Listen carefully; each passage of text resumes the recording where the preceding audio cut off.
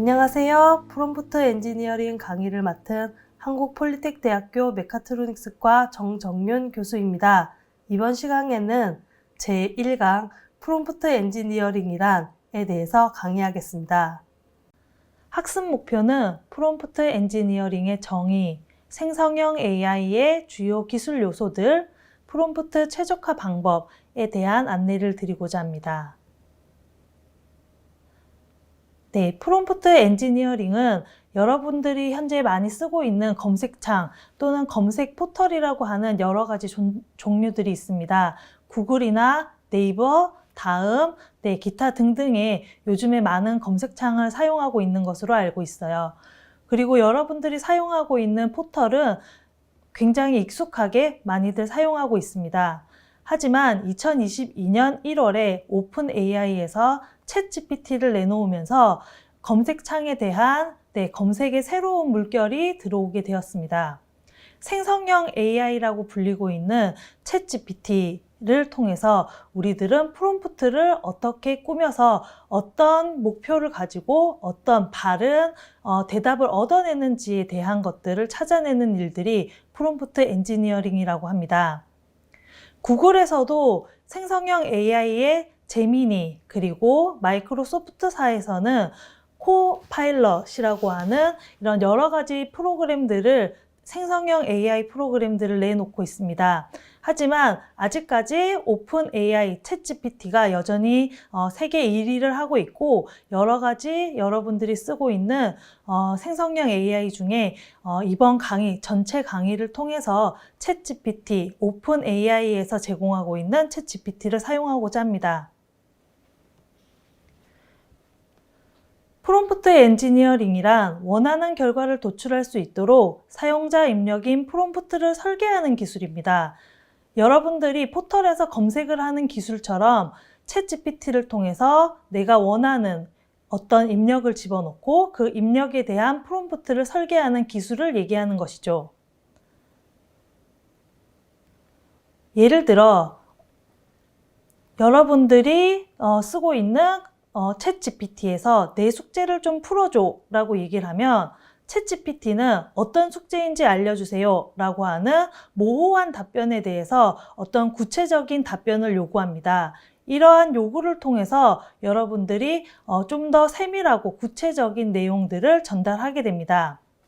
그렇기 때문에 여러분은 처음에 이 프롬프트를 설계할 때 좀 더 구체적으로 내용을 전달해 주셔야지 챗GPT 역시 구체적인 답안을 내줄 수 있습니다.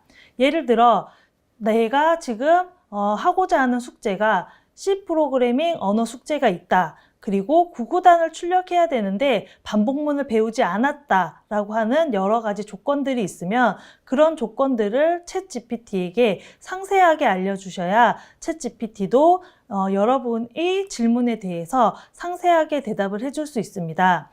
앞서 얘기한 것처럼 단순하게 숙제를 풀어줘 라고 하면 챗GPT가 어떤 숙제를 풀어줘야 하는지 모르지만 지금 안내하고 있는 C 프로그래밍 언어의 숙제가 있다.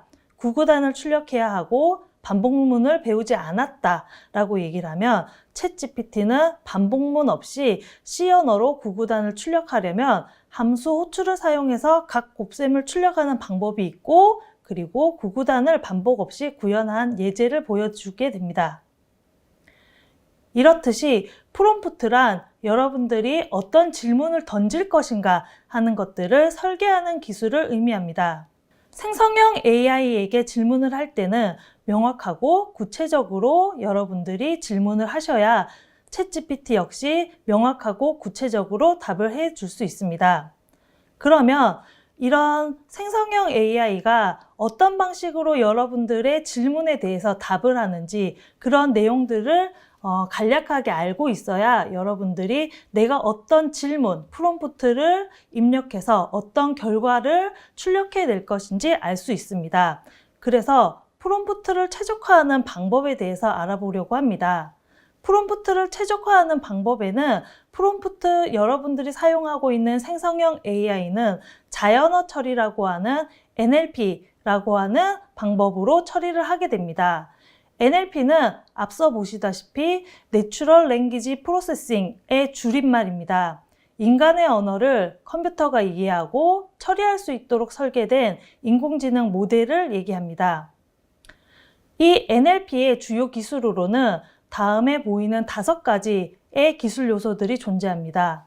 형태소 분석, 구문 분석, 의미 분석, 담론 및 맥락의 이해, 그리고 언어의 생성, 기타 등등 다른 기술 요소들이 있지만 핵심적인 5가지 기술 요소에 대해서 가볍게 배워보도록 하겠습니다. 형태소 분석이란 어떤 대상의 어절을 최소 의미 단위인 형태소로 분리하는 것을 의미합니다. 컴퓨터가 생성형 AI가 여러분이 던진 프롬프트인 하늘이 예쁘다 라고 하는 문장에 대해서 하늘, 예쁘다와 같이 여러분이 던진 프롬프트를 각각 형태소로 분리해서 이해하게 됩니다. 자립소의 형태, 의존 형태, 실질 형태소, 그리고 형식 형태소와 같이 단순하게 여러분이 던진 프롬프트인 하늘이 예쁘다를 생성형 AI는 여러 가지 형태소로 분리해서 여러분이 던진 프롬프트를 이해하게 됩니다. 두 번째, 구문 분석이 있습니다. 자연어 문장에서 구성 요소들은 문법적 구조를 분석하는 기술입니다. 예를 들어 여러분이 생성형 AI에게 내가 좋아하는 친구의 부모님을 만났다 라고 하는 프롬프트를 입력하였습니다. 그러면 컴퓨터의 입장 생성형 AI는 내가 좋아하는 대상이 내가 좋아하는 친구인 것인지 아니면 내가 좋아하는 친구의 부모님인 것인지를 분리해야 합니다. 이런 것들을 분석할 수 있는 능력이 구문 분석이라고 얘기를 합니다. 세 번째, 의미 분석이 있습니다. 언어의 문장에 대한 의미와 관련된 정보를 추출하고 분석하고 해석하는 기술입니다. 예를 들어 여러분들이 생성형 AI에게 은행에 갔다 라고 하는 프롬프트를 입력하였습니다. 그러면 문맥상 이 은행이라고 얘기하는 게 금융기관이구나 라고 하는 의미를 분석하는 것들이 NLP 모델의 주요 기술인 것이죠. 예를 들어 강 옆에 있는 은행에서 쉬었다 라고 얘기를 하면 앞서 얘기한 은행에 갔다, 똑같은 은행이라고 하는 글자가 쓰여졌지만 문맥상 강 옆에 있는 은행이라고 얘기를 하면 우리가 흔히 알고 있는 은행나무를 의미한다는 것을 컴퓨터가 이해하는, 지금 보고 있는 정보를 추출해서 내가 지금 던진 은행에 대한 해석하는 기술을 NLP 모델의 기술으로 사용하고 있습니다. 네 번째, 담론 및 맥락의 이해가 있습니다. 대화나 글의 흐름과 문맥에 따라 단어와 문장의 의미를 파악하는 기술입니다. 예를 들어 여러분이 챗GPT에게 철수는 책을 샀다, 그는 그것을 읽기 시작했다 라고 하는 문장을 입력했습니다. 그러면 생성형 AI는 그가 얘기하는 것이 철수인지 그것이 의미하는 것이 책인지를 정확하게 파악하는 기술들이 포함되어 있는 것입니다. 다섯 번째, 언어 생성이 있습니다. NLP 모델이 문장이나 글을 생성하는 기술이죠. 여러분들이 단순하게 던진 질문형 프롬프트에 마치 인간인 것처럼 어떤 숙제인지 알려주세요 라고 인간처럼 대답하는 것들이 언어의 생성이라고 합니다. 이런 NLP의 자연어를 처리하기 위한 여러 가지 기술 요소들을 사용해서 여러분들의 프롬프트를 컴퓨터가 인식하고 생성형 AI로 인공지능 모델을 통해서 여러분에게 사람과 같이 대답을 해줄 수 있는 것이죠. 그래서 NLP 모델의 주요 기술 요소들을 잘 알고 있어야 여러분들이 내가 던지는 질문인 프롬프트를 정확하게 컴퓨터에게 입력하고 그리고 답을 요구할 수 있게 됩니다. 두 번째로는 프롬프트를 최적화하는 방법으로 생성형 AI는 LLM이라고 하는 대규모 언어 모델에 대해서 정보를 받고 그 정보에 대한 출력을 하게 됩니다. LLM이란 라지 랭귀지 모델이라고 하고 인간의 언어의 텍스트를 이해하고 생성할 수 있는 머신 러닝 모델입니다. 여러분이 앞으로 배울 여러 가지 모델 중에 머신러닝 모델에 대해서 가장 심도 있게 배우게 되실 거예요.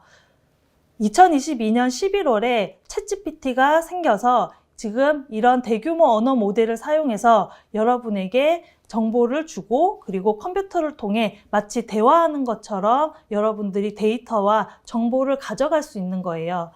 인터넷에서 축적되어 있는 방대한 데이터가 있기 때문에 이런 방대한 데이터를 사용해서 이해하기 때문에 라지라고 하는 대규모 언어 모델이라고 얘기를 하고 있고, 이런 여러 가지 대규모 언어 모델들을 존재해야, 이 데이터들이 존재를 해야 이 데이터들을 통해서 학습을 하고 AI가 점점 지능이 높아지는 모델을 구축해낼 수 있습니다. 프롬프트를 최적화하는 이 두 가지 NLP와 LNM을 사용해서 이 생성형 AI의 언어 처리 방법을 잘 이해한다면 여러분도 프롬프트로 맥락을 정확하게 제공하고 구체적으로 질문하며 프롬프트의 길이와 정보의 적절성, 그리고 모델의 능력에 맞는 프롬프트를 작성하여 생성형 AI에게 명료한 대답을 얻어낼 수 있을 것입니다. 여러분이 생성형 AI를 사용하면서 주의해야 될 점도 분명히 있습니다. 여러분들이 생성형 AI를 사용하면서 생성형 AI가 주어지는 답변을 잘 해석해 보면 사실 인간과 같이 명확하게 사람처럼 답을 제공하고 있고, 그리고 컴퓨터가 제공하는 정보가 마치 바른 것처럼 이렇게 대답을 주기도 합니다. 그래서 사실처럼 보이는 정보를 제공하지만 실제로 정확한 정보 또는 오답을 제공할 수 있습니다. 그렇기 때문에 여러분들이 사용하는 생성형 AI를 전반적으로 믿는 것은 큰 오류를 범할 수 있습니다. 두 번째는 문맥의 해석에 오류를 범할 수 있습니다. 여러분이 던지는 여러 가지 프롬프트를 여러분이 앞서 배운 자연어 처리 그리고 대규모 언어 모델을 사용해서 여러분이 던진 프롬프트를 생성형 AI는 해석하고 그리고 분석하고 지금 사람이 어떠한 대답에 어떠한 해석을 원하는지에 대해서 자기들이 분석한 내용에 대한 답을 내놓습니다. 때문에 문맥의 해석에서 오류를 범한다면 답 역시 생성형 AI가 내놓는 답 역시 틀린 해석을 내놓을 수 있습니다. 세 번째는 중요한 세부사항을 잊어버립니다. 여러분들이 앞서 여러 가지 프롬프트를 통해 사람과 그리고 생성형 AI가 서로 대화하는 것처럼 보이지만 제공한 여러 가지 데이터들은 사실 생성형 AI는 잊어버릴 수 있습니다. 그래서 앞서 얘기한 부분을 컴퓨터가 기억하고 있겠지라고 생각하고 여러 가지 데이터들을 던져준다면 생성형 AI가 나타내는 대답에 대한 오류를 범할 수 있습니다. 그리고 생성형 AI의 가장 큰 문제점으로 지적되는 것은 도덕성과 윤리적 오류 생성 가능성입니다. 생성형 AI는 컴퓨터이고 컴퓨터가 처리하는 여러 가지 분석 자료들의 결과를 여러분에게 보여주고 있는 것입니다. 마치 사람처럼 대화한다고 하더라도 결코 사람은 아니며 도덕적이거나 윤리적인 대답을 하지는 못합니다. 때문에 여러분들이 프롬프트의 정보를 맹신하진 않았으면 좋겠습니다. 프롬프트 엔지니어링은 원하는 결과를 도출할 수 있도록 사용자의 입력인 프롬프트를 설계하는 기술입니다. 앞서 설명한 여러분들의 생성형 AI는 여러 가지 프로그램들이 존재하고 있고 또한 현재 국내에서도 여러 가지 생성형 AI 프로그램을 내놓고 있습니다. 하지만 저는 챗GPT, 생성형 AI사에서 제공하는 챗GPT를 사용할 예정이고, 그리고 여러분들은 구글사에서 제공하고 있는 코랩이라고 하는 프로그램을 통해서 파이썬을 통한 여러분들의 인공지능을 같이 배워보려고 합니다. 프롬프트 엔지니어링에 대한 여러 가지 책이 있지만 지금 여러분들이 저와 함께 공부하는 것은 프롬프트 엔지니어링을 통해서 IT에 관심 있는 사람들이 프로그래머가 될 수 있는 역할을 하고자 합니다. 그래서 프롬프트 엔지니어링의 응용 분야로 프롬프트 엔지니어링이 IT에 관심이 있지만 막상 어려움을 겪는 사람들에게 프로그래머가 될 수 있는 세상을 열어줄 수 있다라고 생각을 합니다. 이 강에서는 프롬프트 디자인을 하는 방법에 대해서 알아보도록 하겠습니다.